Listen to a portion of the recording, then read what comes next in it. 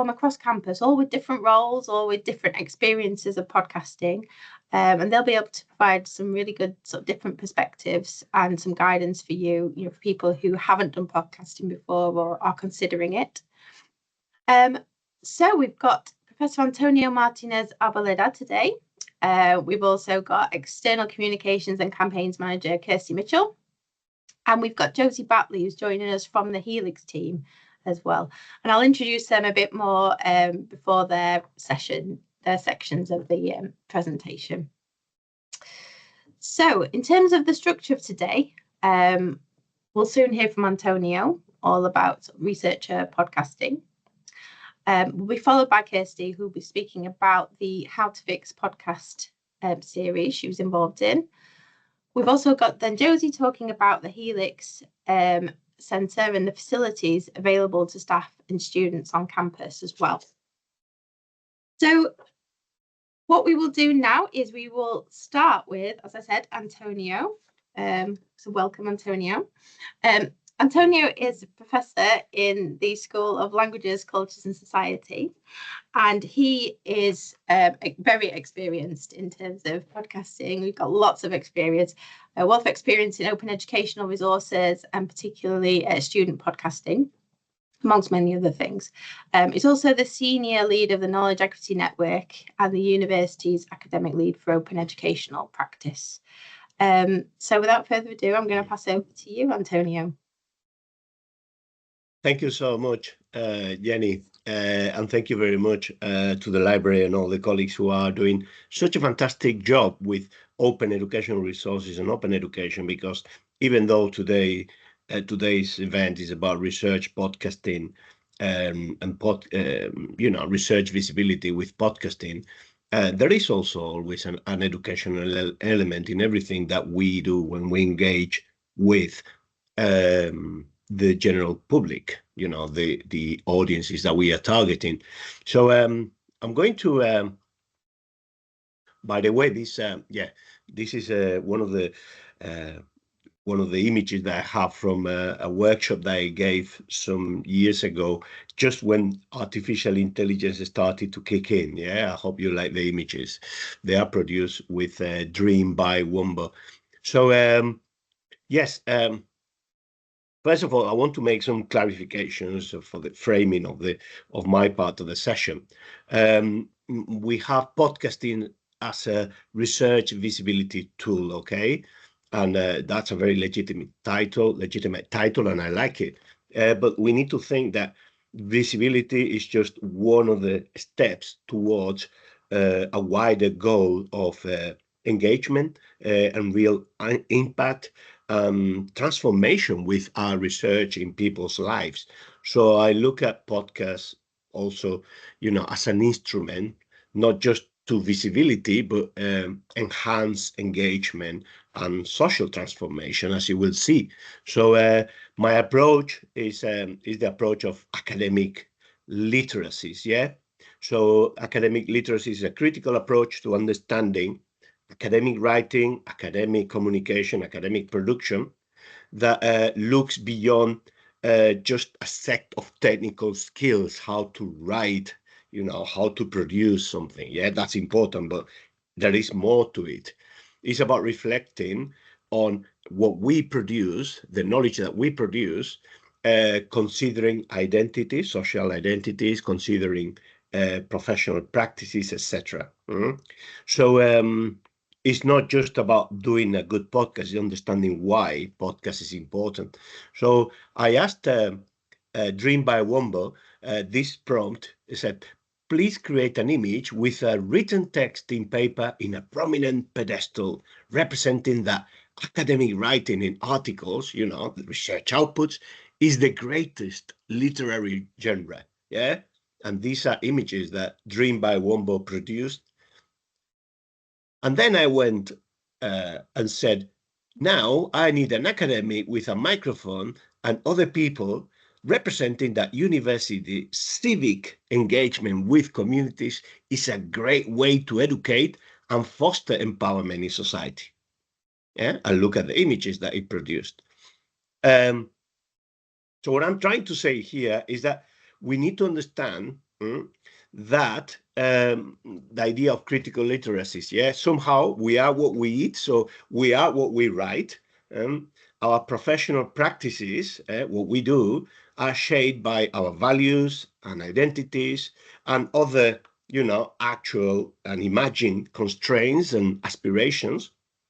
So what we write and how we write it and how we communicate it, our knowledge production is the outcome, of all those factors and framings. That's an essential tenet of academic critical literacies. And the idea to me is not about not writing research articles or not engaging with the research excellence framework, quite the opposite.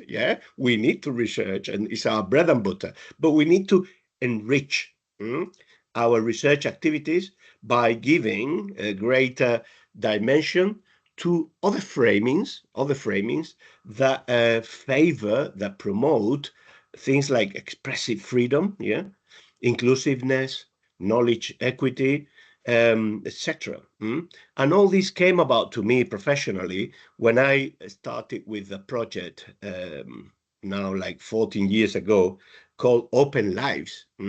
Open Lives was a critical pedagogy research and education project. I won't give you the story of it. You can read it in different web pages, But what we were doing in that project, amongst other things, was to look at things like democratization of knowledge production, looking at open educational resources as a way of changing the way in which our students produce their essays, instead of producing essays, produce other things, how that matters in their education, in the way they connect with society as students.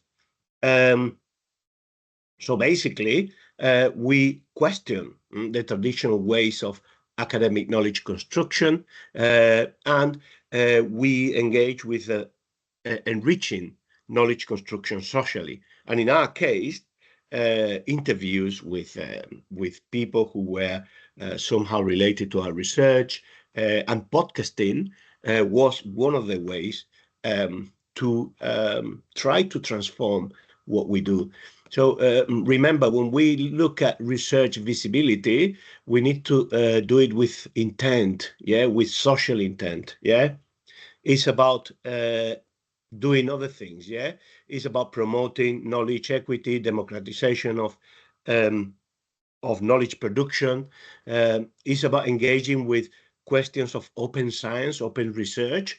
As many of you may know, there is an open science recommendation. You can search it online, UNESCO Open Science Recommendation, that many countries, including the UK, have subscribed, and is a sort of guiding principles, to make research more socially relevant, more impactful, and having that connection with society that people feel that traditional research activities are lacking. Simply publishing your articles and getting your rewards and moving on. So I want you to look at it from that perspective. And obviously, there is a connection with open educational practice, because when we are producing a podcast as part of our research project or as part of our research endeavors, we need to think of it also as an educational project, as a project of communicating with others who are not necessarily experts in the field, So the question of open educational practices comes very handy, and open educational resources, of course, there is a guide produced by colleagues in the library, which I am going to share in the chat, where you can look at open educational resources guidance. And there are many types of open educational resources. It's not just about podcasting, it includes anything and everything that is digitally produced and shared that allows others to reuse, to repurpose, to disseminate freely according to appropriate Creative Commons licenses. So you can learn more about OER in that webpage that I put there, but I just want to emphasize that, podcasts can be an excellent way of producing open educational resources, even though they may stem from research outputs and research projects. So, and here are some examples of how podcasting is being used for things like decolonization, noble cause of liberation, etc. Yeah. So we could have a taxonomy of podcasting, of course, but when I go to websites looking for types of podcasts, yeah, I find it a bit frustrating because a lot of the things that you find are to do with podcasts for commercial purposes, yeah, and some of the taxonomies, the categorizations, the classifications, they don't really cover what the real world experience of academic podcasting is actually about. So rather than doing a classification of podcasts, I like to talk about other things. Yeah, I like to talk about options that we have when we are producing a podcast. Yeah, we need to decide whether it is a very specialized podcast or it is just a podcast for a very small number of people. Yeah, because it's very specialized or because the topic is very narrow. Yeah, so think about your potential audience size. There is nothing wrong with doing a podcast for 50 people, for 100 people. There is a concept called narrow casting, which, describes this type of production and communication that is very suitable for academic communication and and production of knowledge. Yeah, because this is not about having 3 million people listening to your podcast. Your podcast can be the best podcast in the world for your topic and for the approach that you have taken when preparing the topic. It could be amazing, but in actual fact, it may only be useful for a very small number of people, but that's fine because podcasting should be about engaging, yeah, with those that are interested or are somehow related to your research. So it's about making a difference in people's lives. It's not about becoming a communication star, yeah? Think as well about the length of the podcast. If you're going to have short podcasts of 10, 15 minutes reflecting upon, very specific things, or you're going to have longer podcasts. And very important, many people start doing a podcast thinking, well, I'm just going to do the podcast of my life and it'll be an episode on blah, blah, blah. Probably Kersti will be talking about these things as well. I'm not entirely sure, but I believe she will. But it is good to have an idea of podcasting as a series of episodes. Yeah. So when you think about an episode, just think what's going to happen when you finish that episode and when you publish it. Yeah. Are you going to produce more? What are the contents? Are you spreading the butter thinly? Should you be thinking about podcasting as a series of episodes about one or two or three topics on your research? Yeah.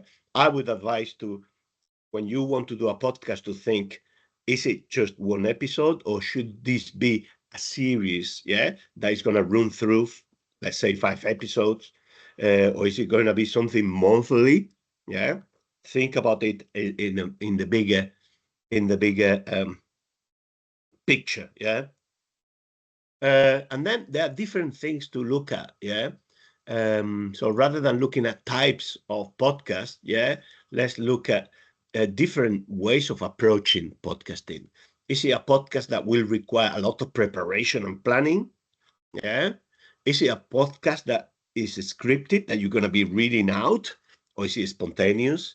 Are you going to have a lot of sound and music ingredient varieties? Yeah, a lot of variety. Like I'm going to have a jingle at the beginning, some jazzy music in between sections. Or is it going to be very simple in terms of sounds? The structural complexity. Are we talking about a podcast that has different sections of different types? Yeah. And goes ups and downs and in and out. Yeah. With that diversity of components. Or is it like, hello, my name is blah, blah, blah, and I'm going to interview such and such? and you interview somebody, and then at the end, thank you very much, minimal structural complexity.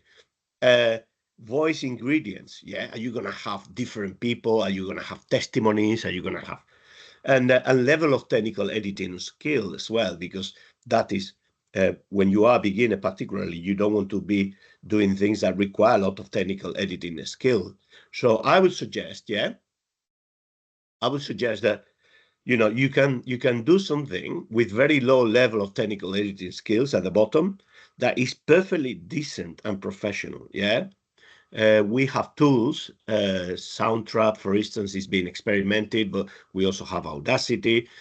We have tools that allow to produce things in a relatively seamless and easy way that sound really good. I mean, the important thing is that your audience is able to listen, without having to go up and down in volume, with clarity, with some minimum quality that makes the listening a pleasant experience, and that can be done very easily.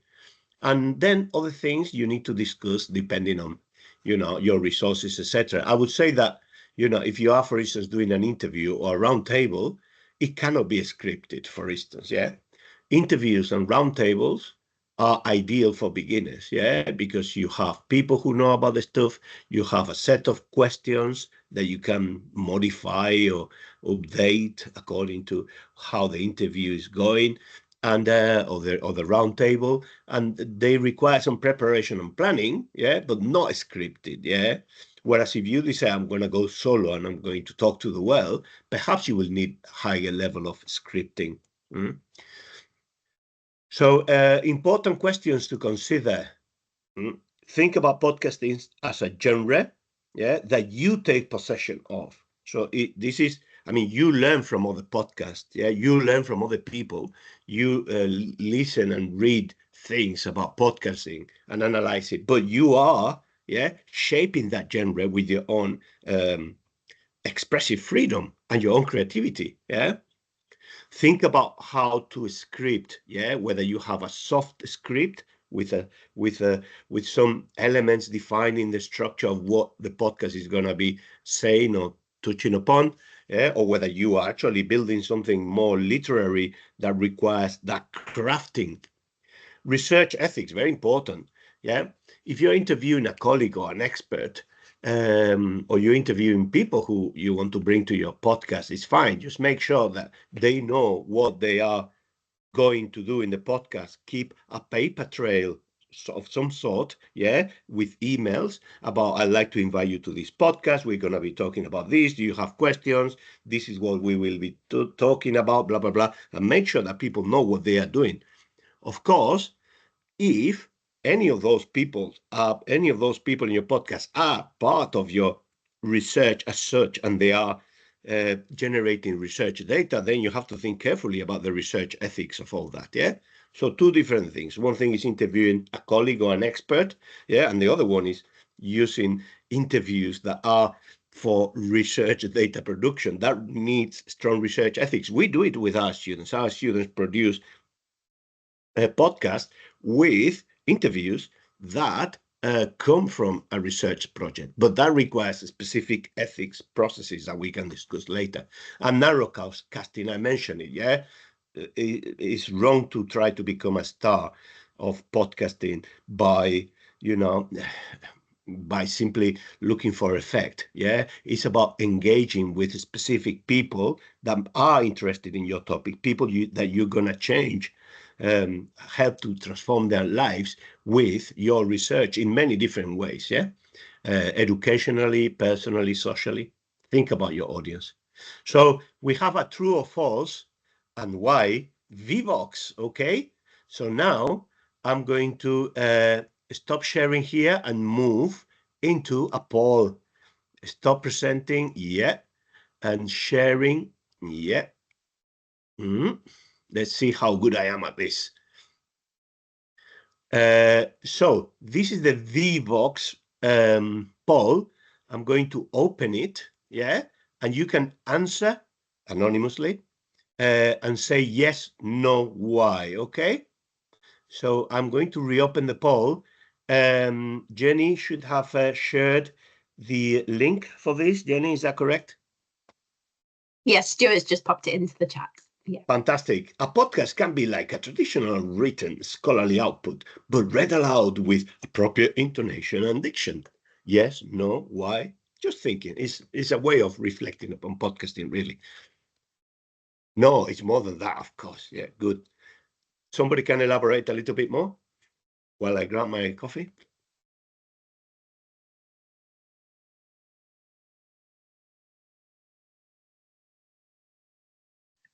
Hello, that was me. Yeah. I'm listening about the podcast I listened to, and I think if they started releasing an episode where they were just reading out a paper, I'd probably tune off. So I was thinking about making the paper more accessible by having a conversation about it. Fantastic. Yeah. So are you saying, those people who are answering here, are you saying that when you go to an academic conference and somebody pulls out the sheets of paper and reads it very nicely, yeah, and it's something made for reading, yeah, at home, you sit down and read it at home, but now that person decides to read it and everybody claps at the end, are you saying that that's wrong? Anyway, no, this is a little bit of food for thought. Yeah, I would say that you need to think that your audience is listening, is not reading. They don't have so much time, or so, they're not expected to be forward and backward listening. Again, they may be distracted by other things. Reading and listening are different experiences. Yeah, plus everything else that um, um, everything else that you're saying here. Yeah, I would say that you need shorter sentences. That content in podcast usually occupies more space, so you need to narrow your focus. You need less subordinate clauses. You need a little bit more vivid narrative with a different literary approach. But all depends on your audience. Yeah, I have heard podcasts who have people who speak in a very convoluted and sophisticated way, but that's okay because the audience is meant to be like that. Yeah, that's nothing wrong with it intrinsically. Now, but in principle, yeah, it's not the same as putting an audience through putting a paper through an audience in oral way. Okay, let's look at now. Thank you very much. Let's look at the second one. In a podcast, it is essential to have an intended audience. Is it? Is it not? Can we just talk to the air and to the universe, communicate with the cosmos? This is very interesting because when people talk about open science and talk about engagement, there's a question of engagement with communities of lived experience and communities of knowledge. There are people who think, there are authors who think, I've written something about this, is in a book actually. There are people who think that there is not such a thing as the public, that when we engage with our research, when we target the community or the public for our research, that we need to narrow down. We need to think in what what is the status, or in what condition are they actually being included in your research? Is it because you are interested in their lived experiences? Is it because you are interested in the knowledge that they can provide to your research, etc.? Yeah, very good answers. Yeah, that's really couple other. Yeah, it's essential. Yeah, one of the things that I do when my students ask me, am I okay to say this in my podcast? Am I okay to approach it this way? Do you think I can? And I say, do you think your audience would like that? Or would they struggle with that? Well, I don't know who my audience is. I told you, first of all, define the audience, because once you have a very clear of who your audience is in many respects, then a lot of the questions that you may have about stylistics, yeah, about depth, yeah, of the content, about the approach to reflecting and criticality, etc., all those questions that you may have are more or less automatically answered by thinking about your audience. Fantastic. Yeah. Okay, let's open the third one. This is more difficult now. The role of a researcher in the podcast is similar to that of a journalist. Yes or no?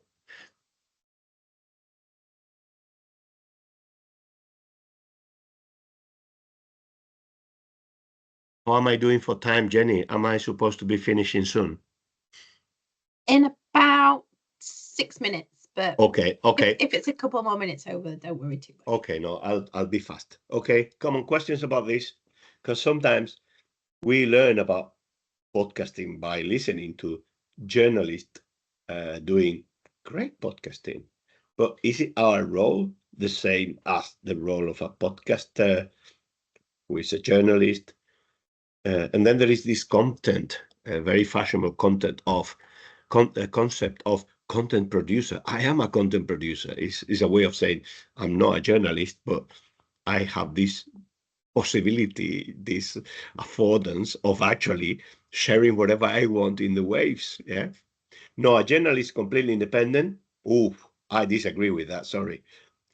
Journalists very often are members of a staff of media groups and media enterprises that are, basically controlled by the owners. Yeah, there is no such a thing as a freedom of the press. It's a freedom of the owner of the media. But anyway, that's my personal opinion. Yeah, independence. We are far more independent than the majority of journalists, of course. If you're thinking about the romantic vision of an independent journalist who has his own YouTube channel and doesn't rely on the BBC or the Independent on the Daily Telegraph, then yes, fine, of course they are independent. But if you think about journalists as members of a staff, yeah, part of a hierarchy within the media, it's different. Yeah. Okay, depth of knowledge. There are journalists who have a lot of a great understanding and knowledge. They do their research as well. They specialize. So there is no a clear answer for this. All I have to say is that the majority of journalist podcasting, is measured. The success of it is often measured by the amount of clicks, by the number of views that they have. And that's something that does not and should not apply to us. That's one thing. Then we are in a position of specialized knowledge, and therefore we have an enhanced responsibility regarding that content. Yeah, you may be forgiven when you listen to podcasts or read about anything in a subject that you know about, and you think, God, this content is not right. I mean, I disagree with so many things I see published in journalist circles about subjects that I know about. Yeah. And I say, gosh, this journalist should have known their stuff. Yeah.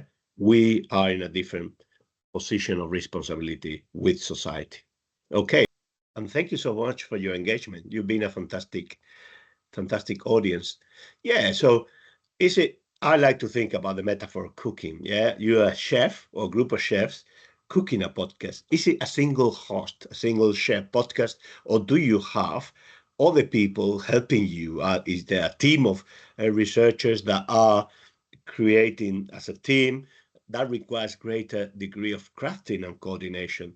Of course, a solo operation may be more appealing if you don't want to complicate things, but it's very good to work as a team because you have a lot of input from other people and the product becomes better. Yeah. And then you can have different ingredients when you are cooking your podcast: interviews, group verbal interactions. You can have narration. Narration is an important ingredient. Sometimes you tell a little story to explain something rather than describing or resorting to exposition. Sometimes narration is a great way of communicating important things in our research. Yeah, and you can have testimonies, statements. You can have a monologue, an element of monologue, of reflection and analysis. And obviously, when it comes to voice, there are part of the podcast that are just facilitating what other people are going to say, for instance, or what comes next. And there is a structure, of course. If you're doing a round table, the structure is determined by the topics that the anchor, the person who moderates and organizes, is dictating. But, there are other terms that you can find, and there is plenty of information about this in the internet, about the different elements of the structure of a podcast. If you want to produce something sophisticated, complex, that is not necessarily better, but it may be more adequate for certain type of communicative needs. So let's think about tools, platforms, and licenses. The University of Leeds has Soundtrap and Podbean. Soundtrap is a pilot tool with a very sophisticated but very easy to use software called Soundtrap. Soundtrap is ideal for actually those who want to do music and creativity, but it's very good for podcasting as well. And my students are using it. It's great. And if you don't want to use Soundtrap, or you don't have access to a license, I mean, if you do Soundtrap for free, you'll be able to do most of the things, if not everything, that you would need for a relatively high quality, simple podcast. Yeah. So it's fine. If not, Audacity is actually the preferred universal tool for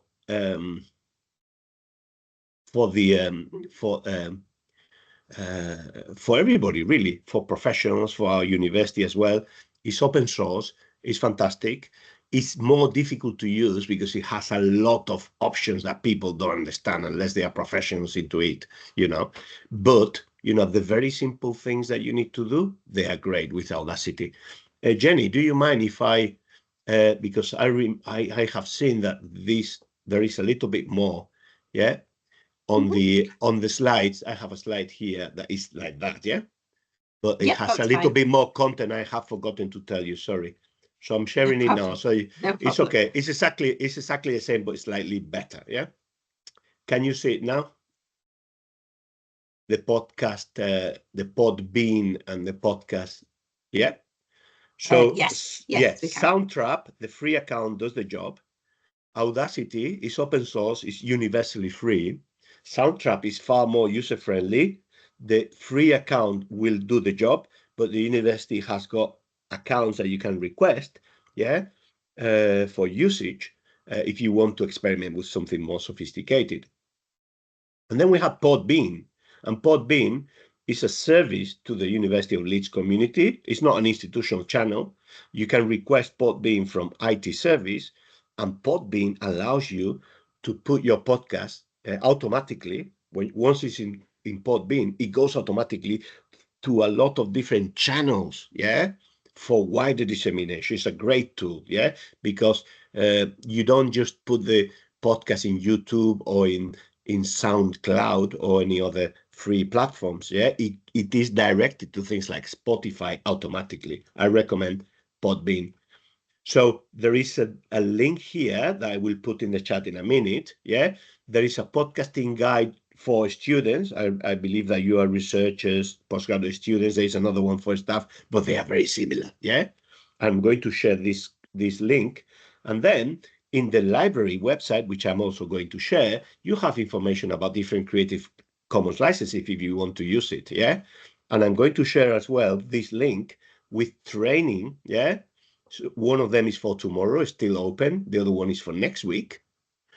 And when you are editing podcasts, it's relatively easy. You have soundtracks, and you put one, imagine that you are doing something crafted, that has music, that has one part with somebody talking, then a little bit of music, then another part. You just work through different tracks. My recommendation is that you use different tracks for different inputs. So you put your music in the top track, and you put your narrator's voice in the middle track. You put other people's in other tracks, because that way you can manage better the sound individually for each track, for instance. is better practice. And thank you very much. Thank you, researchers, and I'll see you in the waves. That's fantastic. Thank you so much, Antonio. That was so much information there. Really, really useful. And yes, if you could put those, particularly those links to the training, I think they sound great. They'd be great to pop those in the chat for anyone who wants to have a go at that. That's brilliant. Right, so I've just shared the slides again, Kersti, so hopefully you will be able to take control of those in a second. So we're moving on to hear from Kersti Mitchell. So Kersti, as I said earlier, is an external communications and campaigns manager at the university. She's responsible for media relations activity for the Faculty of Environment. And prior to this, she was a reporter and producer at the BBC and has worked in newspapers, radio and television. So she's got lots of knowledge to share with us. But she's created the university's research-based podcast, How to Fix, which is what she's going to talk to us about today. So over to you, Kersti. Hi, thanks, Jenny, and thanks, Antonio, for a really insightful presentation. Jenny, I can't see the slides anymore, so it could be that somehow you've stopped sharing them. Okay, so let me try again. I was seeing Antonio's a second ago, but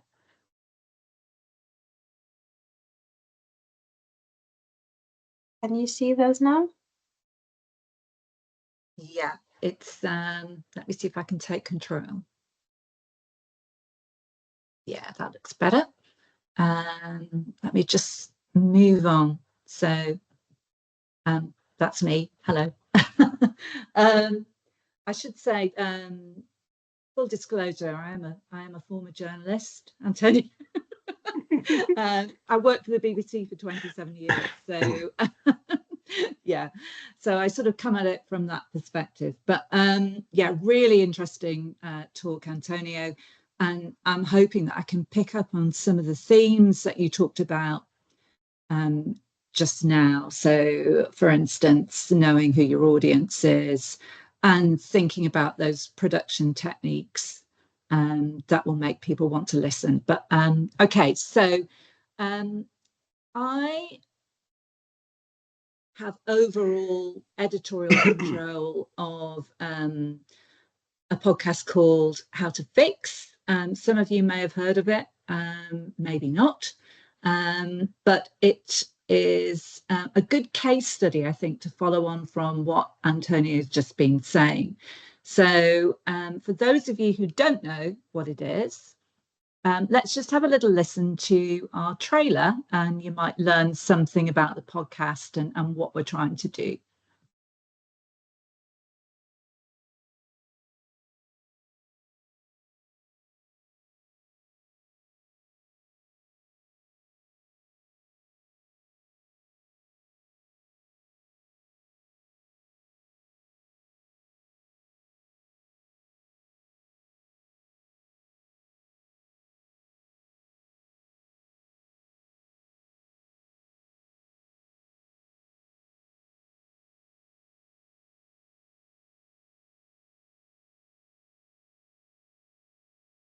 Okay, so hopefully that gave you some sense of what it's all about. So you may have picked up from that our audience is very much a general audience.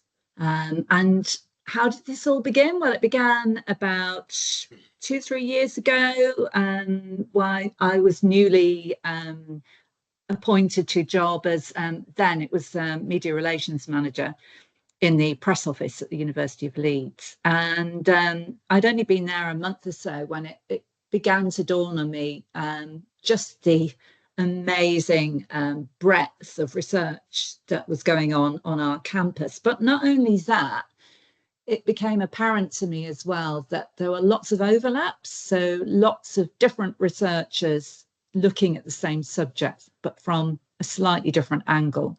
So, for instance, something like food, access to healthy food. You might find someone within School of Food Science and Nutrition looking at that, but also maybe within the Faculty of social sciences, maybe within polis. And sometimes those researchers weren't even aware that other researchers from different faculties were looking at the same subject matter. So I found that really interesting. And I thought, wouldn't it be great to try and bring people together and put together a podcast where we could get them around a table and have them talk about their particular research on a particular topic, and sort of compare and contrast. And we thought that might be really interesting to a general audience, because a lot of these topics are some of the, the biggest issues that we as a society are facing today. So that was the idea, and then had to set about putting it into practice, which was no mean feat, let me tell you. But anyway, so I had the germ of an idea. I then had to put together a business plan because I needed a budget for this. So I had to persuade my boss and his boss that this was a good plan. Not only that, I had to go and speak to a number of researchers as well and just check with them that they thought this was a good idea too, because it was all very well me sitting in my office and thinking, oh, this is a really good idea. But if I couldn't get buy-in from some of the key researchers in those areas, then it just wasn't going to fly as an idea. So I sort of tested the water with, I would say, probably maybe 10, 12 researchers in those sorts of subject areas that I thought might be of interest. And everybody seemed really enthusiastic about the idea, got the money. And then we slightly copped out here because we are a really, really busy team in media relations. And I knew that although, we could bring the people together and come up with some of the subjects and have editorial control, we knew that we just didn't have the time and the technical ability, frankly, to put one together and to host it. So we went out to tender to find a production company, external production company that could do that part of the job for us. And then obviously I had to interview the candidates and come up with a decision. And any of you who've ever gone out to tender or anything will know that that's not a straightforward process, but we did. And what we came up with was a podcast production company called Podmasters. And they produce some of the other podcasts that you're seeing on your screen there. So there's one there called Oh God, What Now? They produce The Bunker, which is a daily politics program, and The Paper Cuts, which is also a daily podcast. They also, in the past, have produced what used to be called Forever Leads podcast. So this was a series of podcasts put together by our advancement or alumni team, if you want to call them that. And that was a series where they spoke to notable alumni from the university, to the likes of Nicholas Witchell, Nagamon Chetty, Kenton Cool, the Mountaineer, and they'd use Podmasters. So the cost effectiveness that, the cost package that they were offering was good, but B, I'd heard what they produced, knew that they'd worked with the university in the past. They were on our system, so easy to sort out the finances. So we went with them. And then, of course, we had to find a presenter. So this is where Rich Williams comes in. He's the man in the foreground of your screen there. So he's somebody who went to the university. He'd actually presented that podcast that I told you about, Forever Leads. He is, in his day job, he's a radio presenter. He often stands in for shifts at BBC Radio Leeds. He's an event host. But more importantly than that, he's got a really good way of making quite complex ideas accessible to a general audience. He's got a really good way of sort of cutting through and making the podcast really engaging. So now we had a podcast production company, we had a presenter. So we needed a studio in which to do all of this. So on the left there, you will see the studio that we used to use, and that was in the School of Media and Communication. Excellent facility there. But we found that we were competing with students who were using it as a space for their own study reasons, and we often struggle to get access to it. So the space you'll see on the right there of your screen, and I know that we've got the Helix team here this morning, which is great because they can talk to you more about that in a minute. But that's Studio 2 in Helix, where we now record our podcasts. It's a great space. It's a big space. You can see our round table in there, and we've got room to get some extra members in when we record the podcast who can actually film it as well. So from now on, we're going to be using the Helix space. So I'm just going back to Antonio's idea of ingredients. So in our pot of ingredients, so we've got a production company, we've got a presenter, we've got a studio. So obviously a key ingredient is knowing what we want to talk about.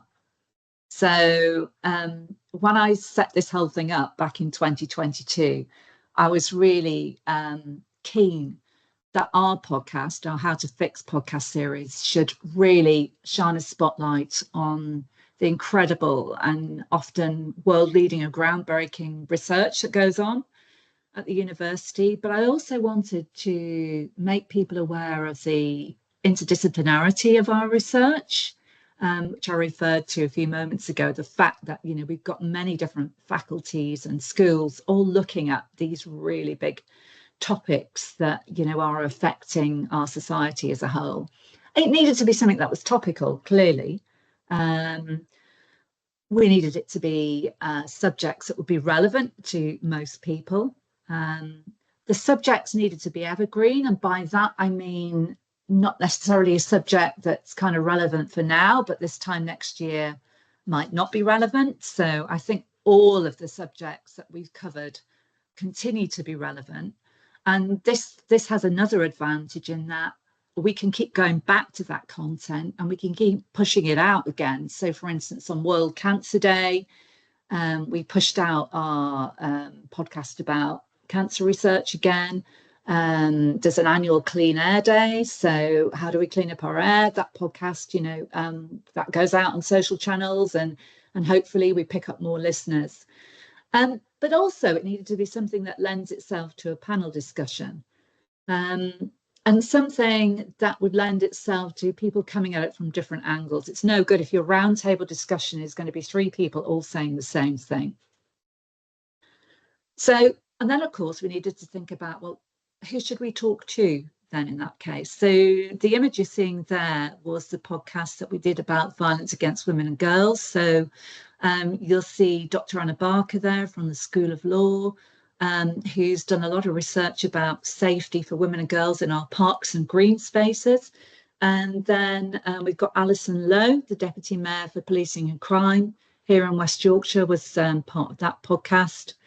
And we've got Sam Lewis, who's done a lot of research in the Vorg space, and then of course Rich.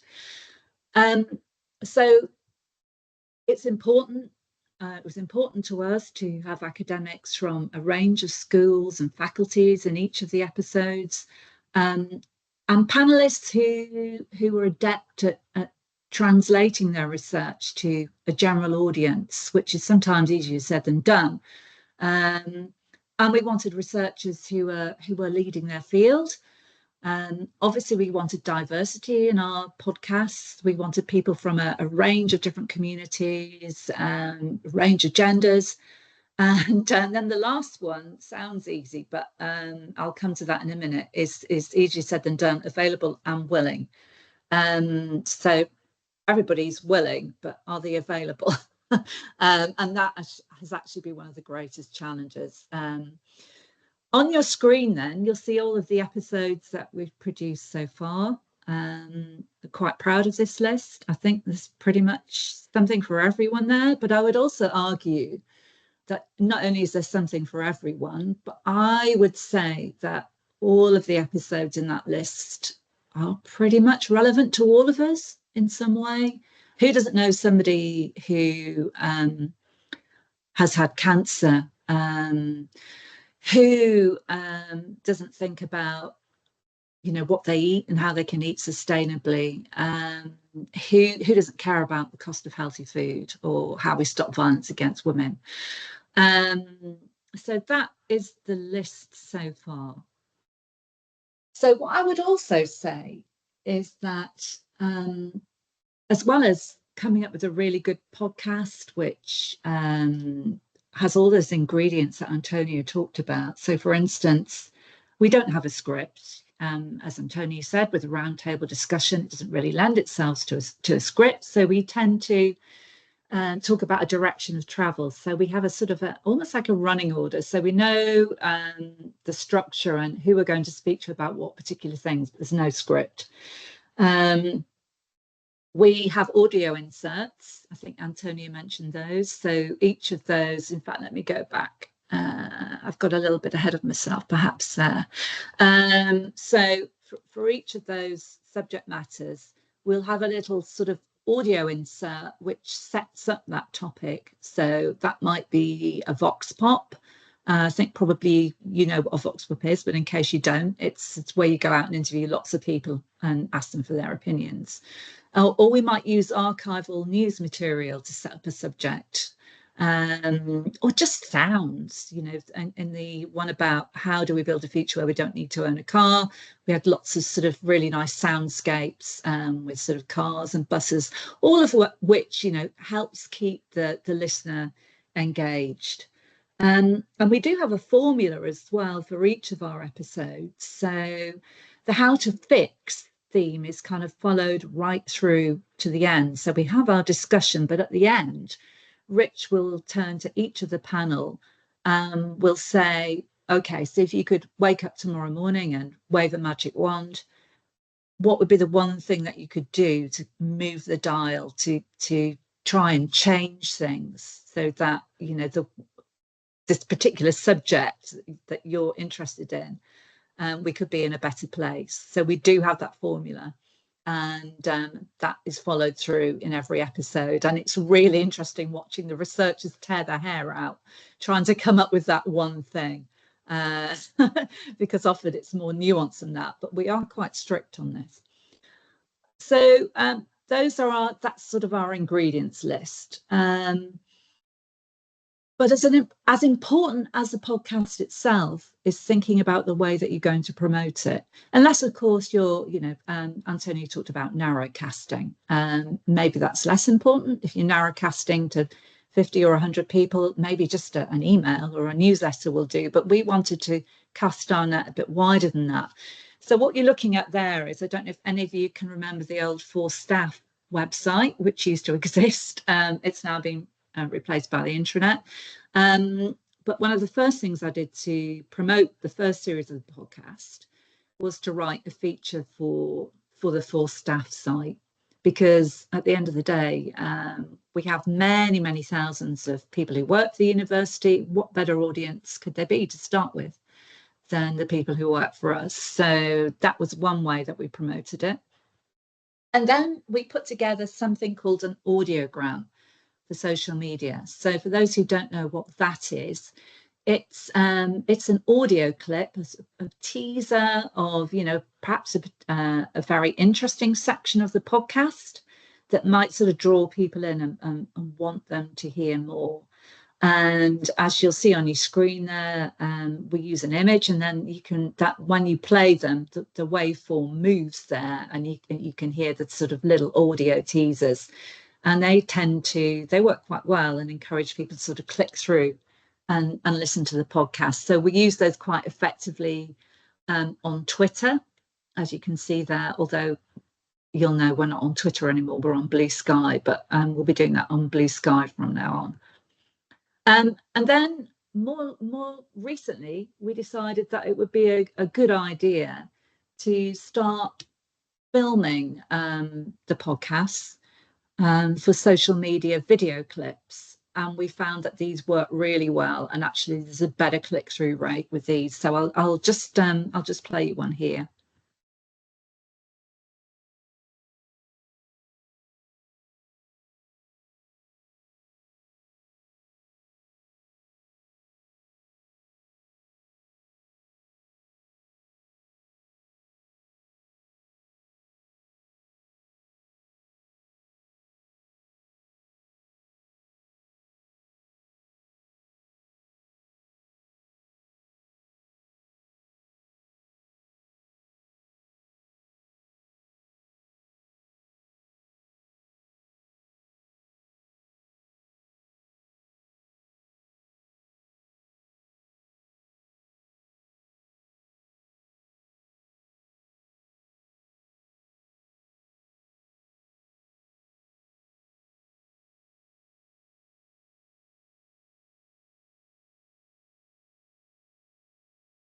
So that was our most recent episode about how to have a healthy relationship with dating apps.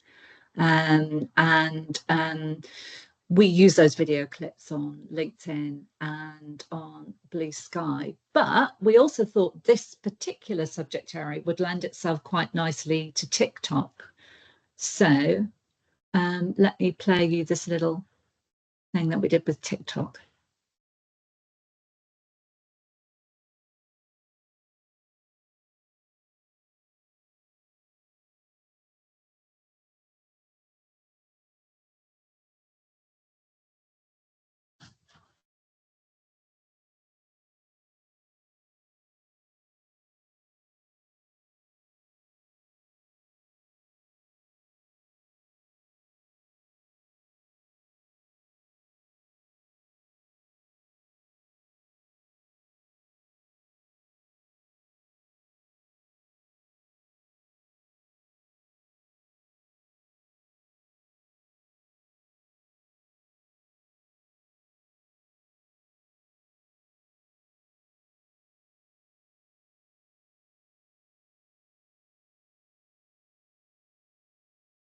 So that was the TikTok.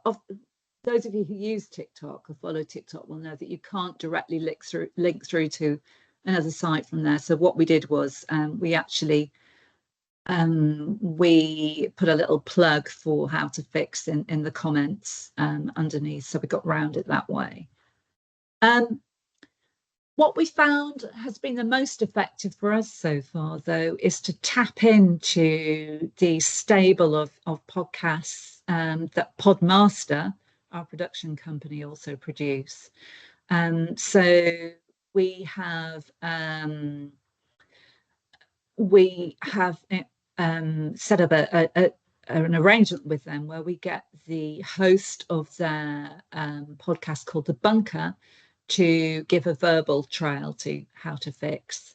And so The Bunker is this daily news and politics show, and it's actually presented by someone who also came here to the University of Leeds, and we found that they've had a big effect. So we've had a large increase in followers, 82% increase in followers on Spotify, 95% increase in followers on Apple, and we've noticed as well that people are sort of working their way down the list of episodes. So there's real evidence that's working. Social media posts have worked really well for us. Owned social media posts, so our central social media team have posted on LinkedIn for us and on Twitter when it was still around. So that was one advertising, the one about future use of cars. We've also had quite a lot of earned social media engagement. So how can we build a future where we don't need to own a car? So Professor Greg Marsden, who's got a really engaged following on LinkedIn, posted for us, and we got some really good engagement from that, including somebody who works in public health in Scotland, making some interesting comments there, and somebody who works on carbon neutral policy at the East Midlands Combined Authority, and those are people that, you know, that that we really want to engage with our podcast. More examples there on LinkedIn. So Ian Greenwood is a very well-known road safety campaigner, and he had some interesting things to say about that particular podcast. We've had some pretty good endorsements for How to Fix along the way as well, from Russell Group, from Which, the consumer champion Which, and from Nick Plant, our own Nick Plant, which was good to see. But all of this is of nothing really if nobody's listening. So is anyone listening? Well, actually, as I sit here today, I think for the series as a whole, we're approaching 9,000 listens. The figures that you see there are actually a couple of weeks old now, so may well have crept up since then. So we're not doing badly, but we've definitely turned a corner since we started engaging in those host ad reads. That's really helped us with an uptick in numbers there. So we're really quite pleased with that. It'd be great to get to 10,000. I'm hoping you might help me with that today, but more on that in a minute. So we've got other episodes in the offing. We want to do one about how we help women to thrive during menopause. We are potentially looking at one around International Year of Glaciers Preservation, which is this year, and research that's going on in the climate space around that. And we want to look at early years development. So all of those hopefully coming to a platform near you. So just remains to show you a shameless plug. That QR code will take you right through to the How to Fix podcast series. Please do listen if you can, and encourage others to do the same. I think Jenny's going to ask for any questions at the end, so happy to answer any questions you might have when we get to that point. Thank you, Kersti. That was great. It's really, really interesting to see how, right from the beginning, how it was all, thought about and then made, and, and the impact it's had. So that's fantastic. And I'll definitely be using that link and tuning in. So thank you. So yes, so as Kersti said, I forgot to say after Antonio's section that towards the end, there will be a question and answer section. But if you do have any questions in the meantime, if you think of anything, pop them in the chat and we will look through and we can ask those at the end. So yes, we're going to move on now to our final speaker. So we're going to hear from Josie, who's a member of the Helix team at the university. So Helix, as we've heard from Kersti as well, is the university's new learning and innovation hub for students and staff and the local community, and it houses a huge range of facilities, including podcasting facilities. And Josie's going to talk all about that today. So welcome, Josie, and we will pass over to you.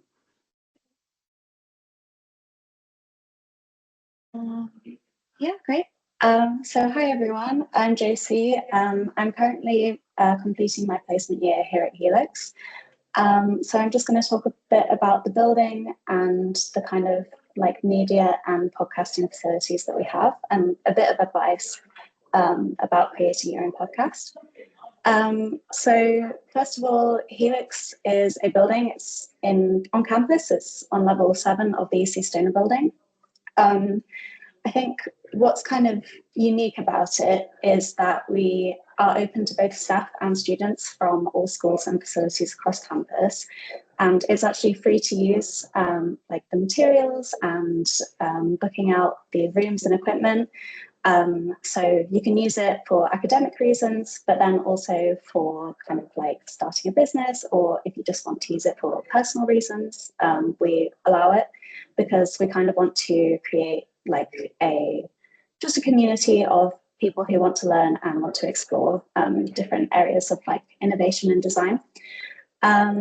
So yeah, some feedback we recently received actually about the building was that people didn't really know who was staff, who was students in the building. So it just creates that kind of like nice community feeling. Yeah, so here are just a few pictures of the facility. So yeah, the way I would describe the facilities in Helix are that there's sort of like 4 different areas. So we have like a design area, a sort of like business entrepreneurship area, and then a XR facilities, and we have the media suites as well. So yeah, the enterprise hub, it's kind of like our lobby in Helix. I'm sat in the Spark office right now. So we link with Spark at the university to kind of create workshops in Helix and like mentor students in their business initiatives. So like people can just knock on this office and chat with someone at Spark if they have maybe a prototype or something that they've made in Helix that they want to create a business from. And they also run competitions that help with funding for things like this. So that's the enterprise area. And then we have the XR classroom and OmniDeck. So this is a interesting, unique space. We have actually more headsets now. This is like some older information actually. But then we also have the OmniDeck, which is this big 360 treadmill. It's the only one in the UK, and we use it. So you put on a VR headset in the center of the treadmill, and then you can walk in any direction, and it always pushes you back into the center. So it's kind of creating like a more immersive way to experience virtual reality, basically. Used for like educational things. Some people have sort of gaming sessions in their student societies, things like that. Then we have the makerspace. So this is kind of like our design area. We have 3D printers, 3D scanning, laser cutting, lots of different things. People will use the facilities, as I said, for like academic reasons, but then also you'll just have people working in there and enjoying learning all of these different design tech like facilities. So it's a really nice space. But then the one that's most relevant to today's session is the media suite. So yeah, we have Studio 2, which was mentioned earlier. And Studio 2 has lots of different equipment. We have cameras, we have like a Sony camcorder, Canon and Fuji cameras, which are bookable on our booking system. I'll show you a link to that later on.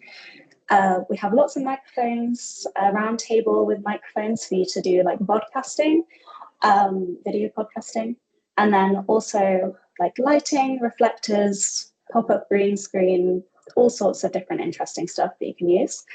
So yeah, Studio 2 also has like a podcasting deck, which again will be helpful for anyone wanting to record a podcast. So it requires an induction. We actually run a few different inductions in Helix so that people can learn how to 3D print and laser cut and things like that. And you can find that on our Eventbrite online. So if you're interested in recording in Helix and you want to do some video podcasting, then you can look at our like podcasting inductions. But then for the self-recording suite and the podcasting suite, you don't actually have to attend an induction. It's more just that, you know, you have the choice to come to an induction for podcasting if you want to learn a bit more about like proper sound quality and setup. But also it's just free to book and you can just get on and like start recording as soon as you booked. So it's a really good facility. In Helix, we do have the podcast recording facilities. So we have a round table and a set of 4 Rode mics and headphones that you can use. And you can also have like Bluetooth and sort of like Teams calls, which you can like record sort of online interviews as well for your podcast.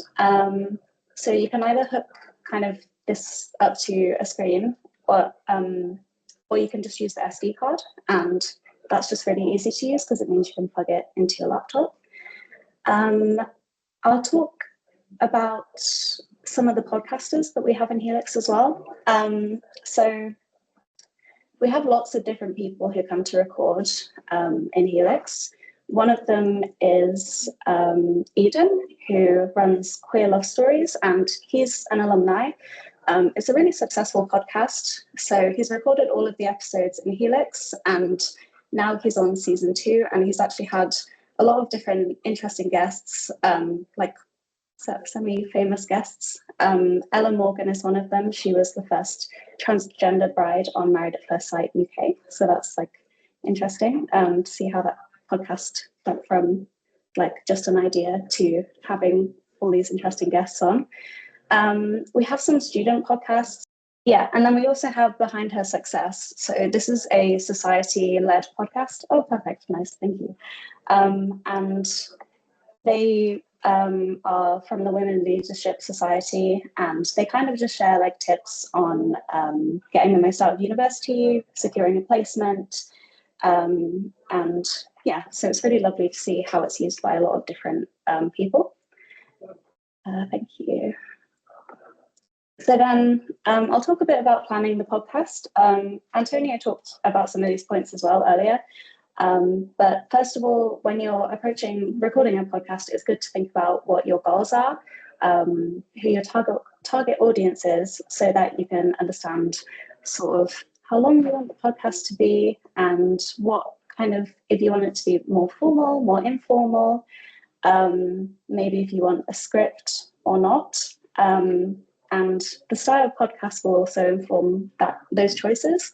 So you could have interviews, academic podcasts, but then also I know some people in Helix who kind of have like RPG podcasts and like non-fiction scripted partially podcasts, and yeah, there are so many different areas that you could like approach a podcast from.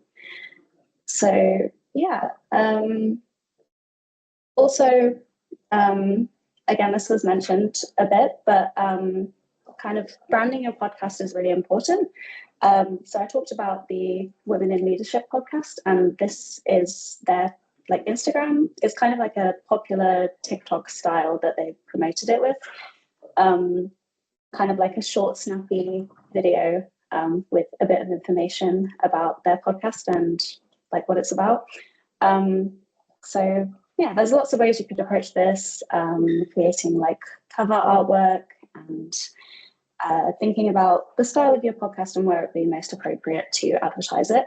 And then as for just planning the actual episode, just think about what you need in the actual recording. So if you need some sound effects, if you need to prepare a script, or like sending and providing your questions for your interview is really important. If the interviewee has their questions in advance, their answers will be much more planned and they won't feel like they've just been kind of thrown into it. We recommend free sound, free music archive, and Ben sound, just for like kind of free music and sound effects. But it's also important to check out copyright terms, especially if you're like monetizing your podcast, just so that you're not running into any problems. So yes, I kind of covered this, but also if you need help from our staff, we're always in the staff room. There's no technicians in each space because it's very flexible. You can use it however you want to, almost, but we're always here to help. So yeah, again, we've kind of covered this, but we have Audacity, Soundtrap, and Podbean, which we recommend. Audacity is downloaded on the PCs in the self-recording booths. So if you're recording a podcast that is just yourself, you can use the Rode mic in there. There's one that you can use. And I tend to just record directly into Audacity, and yeah, that works for me. I won't go too much into it since we've already kind of talked about what these do. So I'll give you a few podcasting tips. So we tend to say when you're recording, it's really important to make sure you and your guest are wearing headphones. You want to make sure that when you're talking, like I am now, I'm kind of moving on my chair, I might be tapping on the table, and it's something that you won't realize until you have the headphones on and you can hear the clicking sounds, you can hear how close you are to the microphone. It just makes it much easier later on in kind of the editing process. So in Helix, we say, I won't go too much into like the technical advice, but the Rode microphone should be kind of 5 inches from your face. A way to kind of check that easily is kind of put your thumb and your pinky, like you stretch them out, and then the mic should be kind of here, and that's how you know how close you should be. And then also, this is kind of like a personal tip, but Descript is like a really good online resource, which you can use to, you kind of upload your audio and then you see it all as a transcript. You can directly edit words, so you can copy and paste words to make things sound a bit more like they flow. And then you can also delete things, so you'll see like breaths and like mouth clicky sounds as kind of like dashes or dots. You can either remove them or you can make like larger gaps between things. It just makes your podcast sound really nice, but you don't have to, with Audacity, you would see like the levels, but you might not know what's being said as quickly and easily.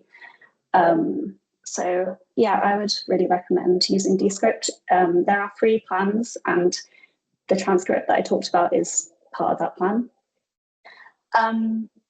So yeah, a few more tips. When you're interviewing someone, it's really important to kind of prep them.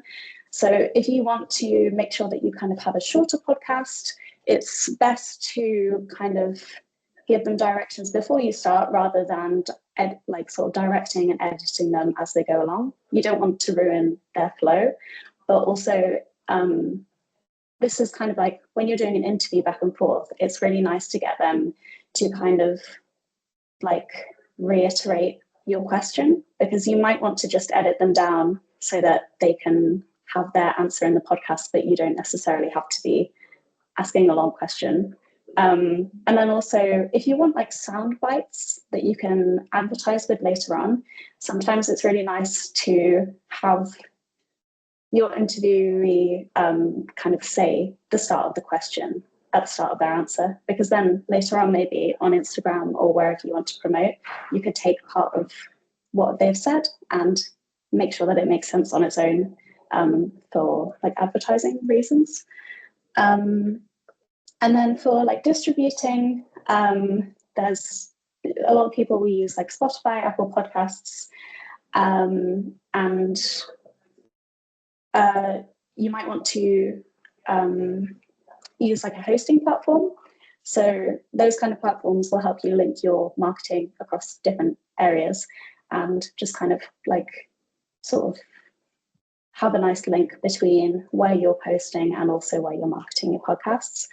And I've just listed a few. Podbean is also kind of a nice place for you to post. We do have, I think what I would say is that we have a few podcasters who use Podbean. So some of those include Tech Ed Talk with A and Who's Power, and they were kind of shorter, like a few episodes, educational podcasts, which were made in the university.